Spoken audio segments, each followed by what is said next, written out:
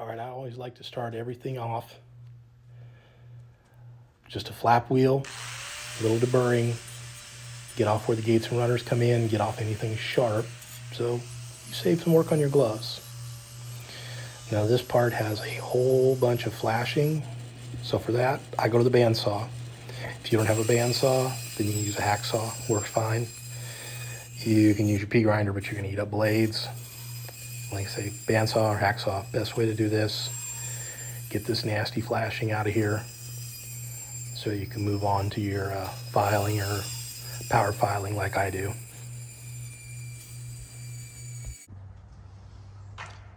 All right, let's talk about some of the tools I got going on here.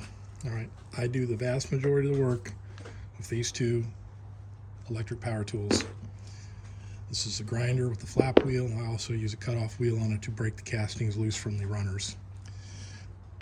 This is electric, it's Hercules Harbor Freight pea grinder.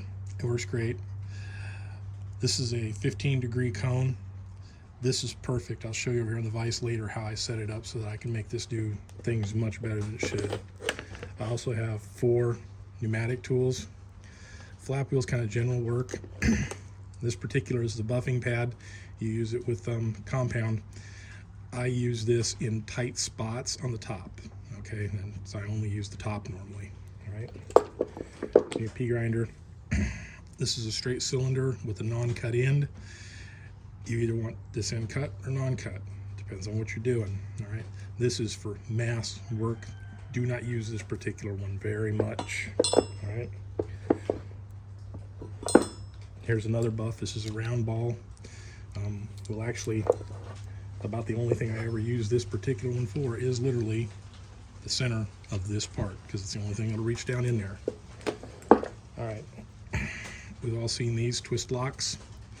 I do not use these a lot. I use these when I make mugs on stuff almost smooth. I also have deburring convolute wheels. We'll see this again on a bigger surface. These need to be run slower than this tool runs, so they'll normally end up on one of the pneumatic tools. Now, as far as your pea grinder bits, I like 15-degree cones. They come in 2 versions. This is larger to bottom. This one's actually better. I have a tendency to wear them out. You do a lot of work with the end of this cone. There's also much sharper ones that come to a point. I don't have one right now. I broke the last one. Here's a round end cone. Very specific uses. I hardly ever use this one. This is a cylinder. If I don't have my vise set up with the 15-degree bits, I'll show you those later so you understand. This is what I end up using to help me get 90s. And then of course this is an extremely rough cut for doing aluminum. And I do all my aluminum work with this particular cutter. It's all I need. Most of the aluminum doesn't, very little use of this one just because I don't do a lot of aluminum. And the aluminum I do does not need very much cleanup. All right, so we get into how we use some of these tools. This is my vise. These are soft jaws. I believe these are oak that are on here. And I took out the standard jaws that go on here, and they're much thinner, of course. And then I had to countersink these to drill them in to get the bolts completely out of sight. And I actually use a different bolt in here than what I use with the standard chuck jaws. Now, these are cut at a 15-degree angle. So when your work goes into it, it's tilted back away from you. Now, if you combine that with the 15 degrees of these cutters, you hold your tool flat and you get the perfect surface, okay? So you don't have to do a lot of, you just whoop, flat, it goes it. With that said, you wanna mount this vise, the top of the vise, at a work height that's really good for you. Depends on how tall you are, just how you're comfortable. Some people like to work kind of low where they're steady, so you're gonna wanna get it like mid-hip, which would be much lower than this tabletop. I'm pretty comfortable at what would be tip-top anvil height. This is my elbows straight out, okay? So my elbows are locked, so this is the height I like to work at right here. You can work out different angles for these than what worked for you better, because I use a lot of these. and I want to take most of the draft off, I can go straight in and do this, and that 15-degree cut's easy. And as to how to make these, it's a piece of wood, and use your table saw, set it at a 15-degree angle, run it through, and that makes your vise. But you need those soft jaws. All right, a little bit of helpful advice. Throw away whatever wrenches comes with this tool. Go buy a set of wrenches that you're going to use specifically for this, because those little baby wrenches that have a tendency to come with these tools just suck. And this one I literally picked up somewhere. It's like this for free, pawn shop probably. This one I did actually buy, power torch. That's O'Reilly.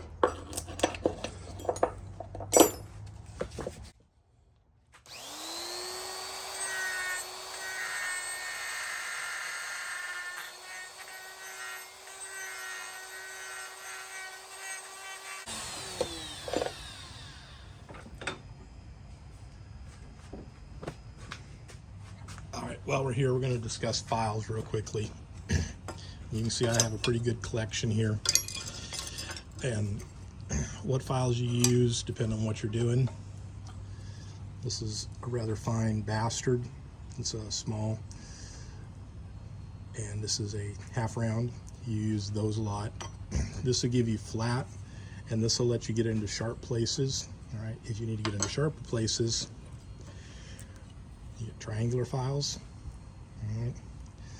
This one's a little on the large size, but I bought a box of 10, so I'm stuck with them until they're all gone. All right. There's a larger bastard file. There's a small bastard flat. I do a lot of work with these. The only kind of issue with these is these both have a sharpened edge. Remember, you can either have a sharp edge on these or no sharp edge, or vice versa. These are Nicholsons. You don't get a lot of choice. And yes, obviously, you can just grind this flat. What I use if I need that dead edge is a knife file. This is a knife file. This is a knife file. And as you can see, it comes to almost a 0 point. It's about a 1/16 of an inch. Okay. I use a lot of these. They come to a narrow point, so they get into really small places for a little bit. They get bigger. They got a dead edge, so if you have to get up against something tight that you don't want to cut, you use this backhand. And then, of course, you get the smallest area you're ever going to go here. So like if you have to get into a crevice, you go there. Round files, I have 3 different sizes. 1, 2, and then I got this monster. And yeah, I use that a lot. All right. If you're not comfortable with the power tools, files. If you're not comfortable with power tools, go to the files first. Learn to use them. Pick out the ones you want. As far as brands, I think it's preferred. It's probably the absolute best right now. If you can find old Nicholsons, they're just as good. The newer ones are not as good. They're case hardened rather than to be fully hardened steel. And yes, some of these are just plain old Harbor Freight. Like for this here, this is a square file. It gets 2 or 3 specific uses. I just buy these at Harbor Freight because I don't need them to be great. All right. One thing I will recommend, God, you got to put handles on your files. All right. I really prefer the store-bought ones, but I have so many files that sometimes I just need a file and I don't have a handle, so I do them. I actually have some extras, but these are really large, and I don't have very many large files, so I don't need a large handle. All right, when I showed you the grinder, you saw me talk about flap discs just a little bit. This is the flap discs I prefer. These are 80s.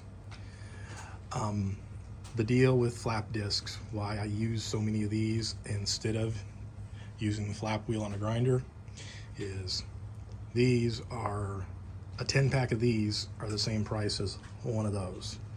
So these are thrifty. That's what it is. This here, because of how you're standing over it looking down, you can see your work better. So in a lot of cases where you're doing something delicate, you want to use that one. And that one there is pretty much wore out. I literally have the replacement right here next to it. It's going to go on there real soon. All right. Now, on the other end of that grinder, this is a deburring wheel, Scotch-Brite 3M. Let's get that over where you guys can see. This is an 8A medium EXL deburring wheel by 3M. I do not like to use knockoffs for these, and you notice that I use the 3-inch hole. I have bought the adapters to use the 3-inch hole. They're a little bit cheaper. I buy them in the box of 4. This is box of 3, and this lasts me about a year. So most everything goes to these 2 wheels first. All right. When you're done over there, we swing around to the big one. Okay. This has 2 wheels on it. This side is a cotton buff.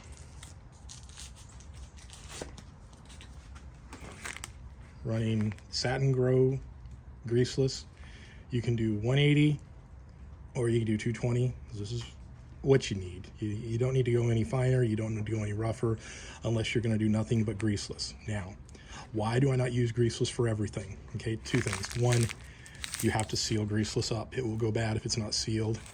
And you'll also notice if it'll run in storage temperature 65 to 70 degrees. Okay, here in Florida, that means I have to take this inside every day. Okay, it has to go in the house every day, which is a little annoying. You can refrigerate it, by the way. Going lower doesn't hurt it. And I do actually during the summer store this in the refrigerator because it seems to last a little longer when it's cool. All right. The other side over here, this is a standard wheel, and this is Black Rouge. All right.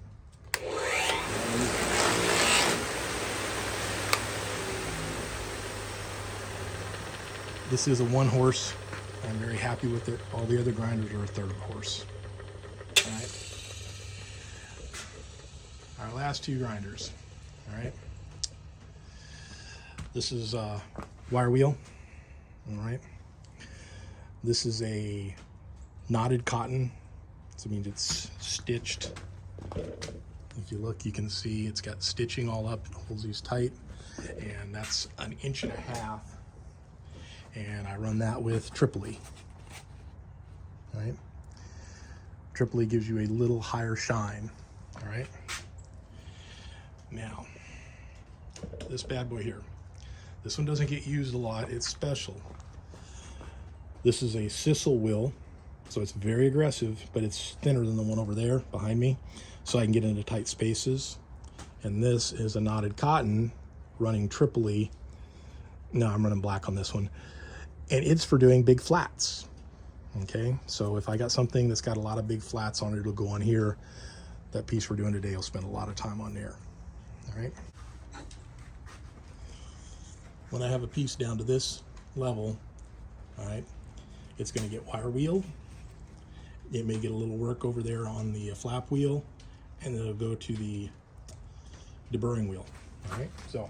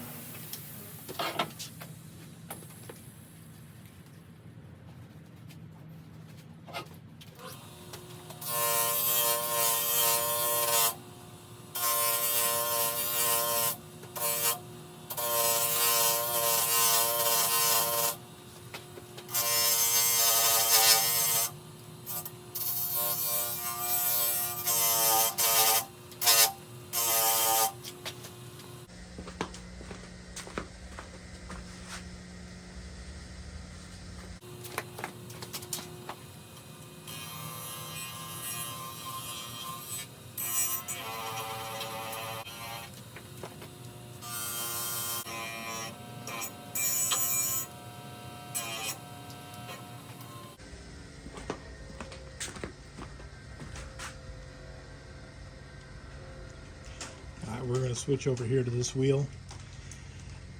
It'll give us about the same finish, but it'll get into more locations. It'll get deeper into spots like this that I can't get with that hard wheel.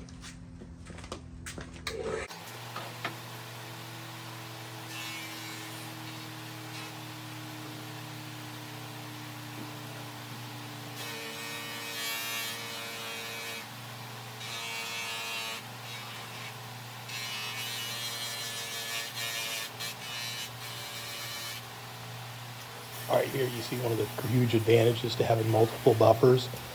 I'm going back and forth, touching up little things I missed with a more aggressive machine and then coming back to the machine I'm working on. It's a great time saver. You kind of need it, or you got to be really careful as you go so you don't have to stop and reset up a machine to catch something that you're never going to get rid of. Because you saw me go back to the wire wheel and then over to the convolute. Now I'm back up to the greaseless. I've only worked on the top blade here, so you guys can see the difference as I go through each one of the steps.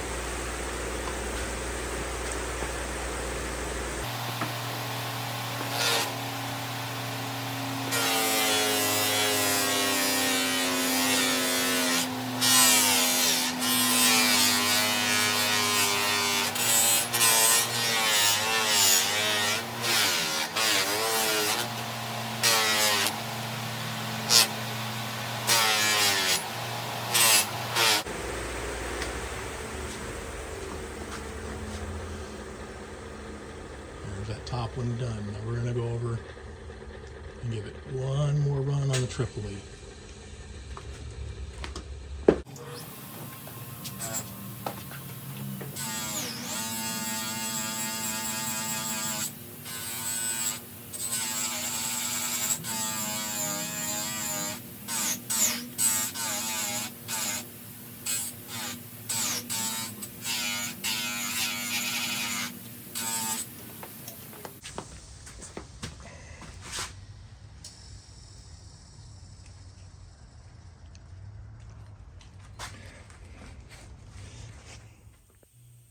Okay, here we've switched over to the convolute wheel on a P grinder. There's a rough area where each blade meets the hub, and this is the tool that gets it. I don't want to take a lot of material off, but I got to smooth it over. This is the perfect tool to get it done. And here we are using a felt bob. You got to put on the compound, and that helps you get down to that half round in the center of the hub.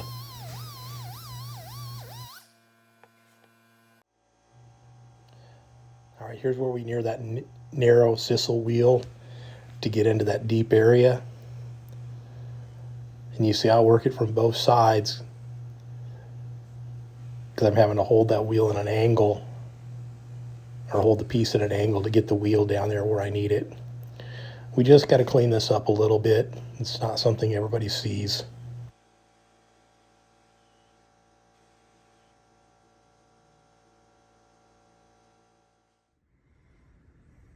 All right, here's our finished piece. I went back and buffed all three blades out completely. Looks great.